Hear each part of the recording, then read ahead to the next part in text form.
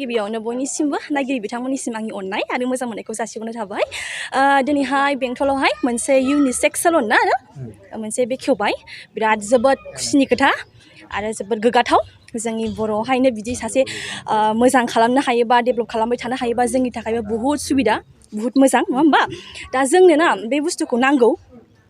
गासिबो देलायनानै थानानै मोजां साफा थानो लुगैयोना ओंखायनो जोंनि थाखाय नांगौ ओमफ्राय बुहुत मोजां आरो गोग्गाथाव जे आदाया एफा मोजां खस्थ'नि गेजेरजों बिदि खालामनो हादों ना दा बेस्ट विशेस कामिं फिउचारावहायबो आदाया मोजाङै देरलांबाय थाबानो जाबाय आरो ना जाय लाइमोनफ्रा ओरैनो दङ बेकारै बिथांमोनखौ बे एकाडेमियाव जइन लानानै गावखौ गावनि मोनसे थांना थानायनि राहा लामाखौ लानो थाखाय नोंथाङा खावलायो आं बेखौनो खावलायो जाय बिथांमोना इन्ट्रेस्टेड मोजां गोसो गुदुंफ्रा फैनानै बाहाय जइन जाफैनो हागोन एबा एडमिसन लाफैनो हागोन ओमफ्राय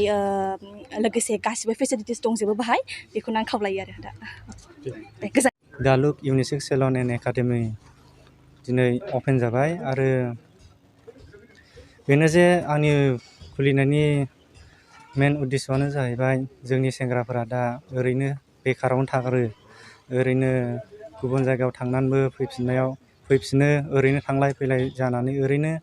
बेकार जानानै फैयो दा आङो जायगायावनो लकेलावनो बे एकाडेमिखौ खुलिदों जाहाथे बिथांमोनहा ओरैनो थास्लायस्लाय बेकार थायालासिनो सोलोंफैनो हायो मेकआप दं हेयार दं आरो बिउटिबो दंफायो लोगोसे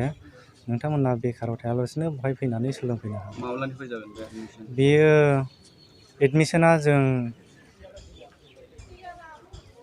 अलमस्ट जाबायानो गाबोननिफ्राय जों स्टार्ट खालामगोन एडमिसनखौ जायफ्रा लानो गोसो बा इनकुवारि खालामनो गोसो बिसोर सोंहरनो हागोन मबाइल नाम्बार दंखायो फिसफोरखौ माबोरै लानाय जागोन फिसफ्रा जोङो ओरैनोथ' 15,000निफ्राय स्टार्ट खालामगोन जोंना मोनथाम स्टेप थागोन 3 मान्थ 6 मान्थ 1 इयार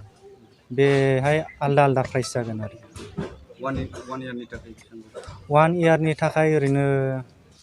जोङो 45 to 50 खालामनाय जादों बे नोंथांमोना प्लेसमेन्टनि थाखायबो प्लेसमेन्ट बेवहाय आङो 100% प्लेसमेन्ट खालामना होगोन जायफ्रा बेवहाय आंनि एकाडेमियाव सोलोङो आं बिसोरखौ 100%